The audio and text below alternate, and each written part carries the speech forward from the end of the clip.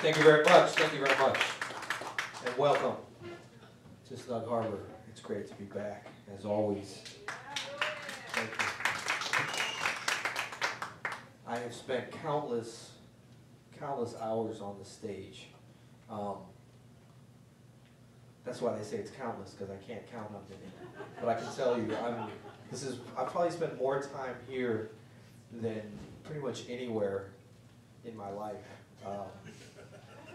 Because I've moved a lot of my life, I've traveled a lot, so it hasn't been in any one particular bed, that's for sure. I've played a lot of other places, but not as much anywhere than here. So this is basically my home right here, which is, yeah, right here, my space. But thank you very much for coming out. It's great to be here. Great to have these great musicians on stage. And being a longtime resident and now an itinerant visitor to New Orleans, it's great to see how much things have stayed the same and how much things have changed. Bass players winning Grammys. That's a big change right there. You know? So, yeah, give it up. I'd like to introduce this gentleman first because, let's see, when did you win the Grammy? Was it like 3 in the afternoon? Yeah. First of all, what kind of Grammy did they give out in the afternoon? Yeah, the Jazz Awards, they're always just messing us over, you know. They give it out, you know how they have the red carpet for everybody else? They've got like this little red area across the street on the sidewalk out in LA that they give you the Grammy and then they shoo you away. But it's like the jazz, the classical, world music, basically everything but Lady Gaga. You know. But anyway, yeah, I'm introducing him first because he renegotiated all his contracts here at Snug between the time he won this Grammy. The times are different now, I gotta tell you. He's a smart dude right here. By contract, there's certain things I can and cannot say about him.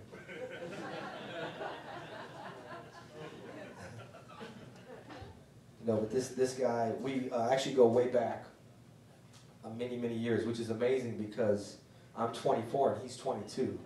So, who knew, right? No, but this gentleman comes from a great tradition of amazing St. Louis musicians. He's born and raised in St. Louis. Born in St. Louis, right? Yeah. That made that migration down as I did to New Orleans. In fact, David came a few years after I did, and I thought he was stalking me at one time, and because he moved, yeah, he did. He moved right across from my back door of my house, uptown. I'm serious. This is for real. Yeah, like if I you know, be doing the dishes and I look out, there's like David there. Hey, dude, man. But no, David is one of those stellar musicians, obviously. I'm very proud of for the St. Louis connection and the New Orleans connection, and now the world knows him as a Grammy award-winning bassist, Mr. David Polfus.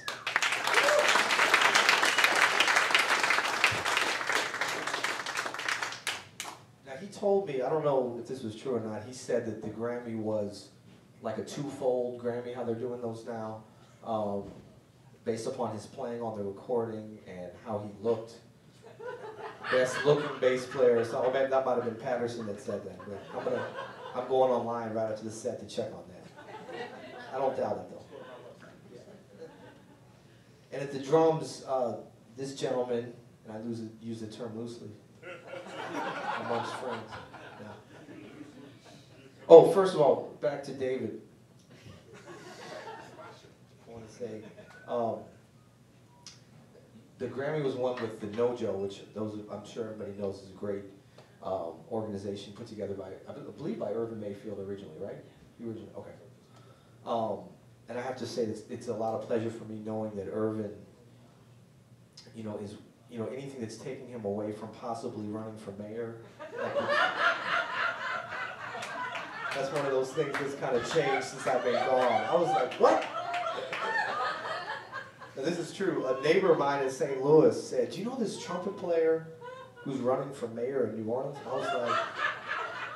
I was thinking maybe Wynton Marsalis. I was like, well, Wynton he's he's not a resident, but maybe I could see that. He's done a lot for, you know, rebuilding of New Orleans. And they were like, something Mayfield? I was like, come on. I was like, little Irvin? Because I've known Irvin since he was, you know, little. Well, he's still little. He's like my height. But he, so that, you know, coming back, that's an amazing thing. But it's good that he's, you know, with the No Joe getting the Grammy, that's where he belongs. So I'm excited to see that.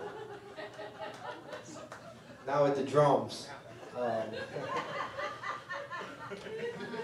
No, it's two things. Irvin Mayfield running for mayor and the Saints in the Super Bowl. Things are changing. At the drums, this gentleman is from North Carolina, Greensboro area, I believe, originally. And right, he's from a trailer park right off of I-43. Up in mountain country. It is hard to learn jazz in a trailer park, I gotta tell you.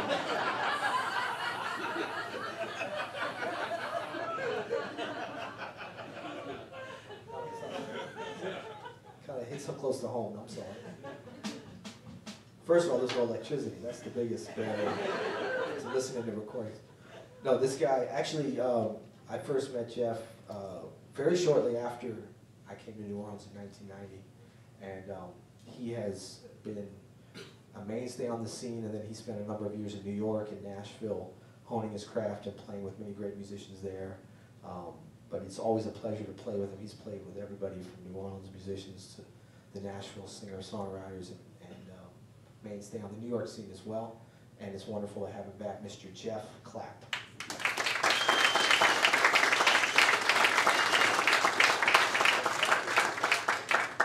And did you want to do it tonight, the announcement, or no? No? He's running for city council.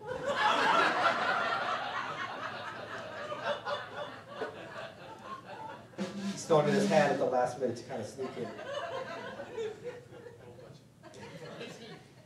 No, but I had a good time this morning. I got up and I was reading the New Orleans Times-Picayune, your local newspaper. And living in St. Louis again, we have a publication, I won't call it a newspaper, called the St. Louis Post-Dispatch. That was, do we have any owners or employees of the Post-Dispatch here tonight? Okay, good. I can do my whole thing. No, I mean, the Times-Picayune is, I've always loved that paper, and you have to appreciate it now. I mean, New Orleans politics are so much more infinitely interesting than anything that's happening in St. Louis. I mean, just the smallest story is so engrossing. I mean, St. Louis, what is interesting, you have to really go out and seek it out. I mean, really, you got to look hard. I've tried, you know. So just reading like the first couple of pages of the paper was a lot of fun for me. So, enough talk. We're going to get back to some music. The first tune we played was a composition entitled Asiatic Rays, which is written by, does anyone know who that's written by? Free CD, free Peter Martin CD to anybody that knows who that song. It's got two titles, Lotus Blossom and Asiatic Rays. And don't go on the iPhone. I see you back there.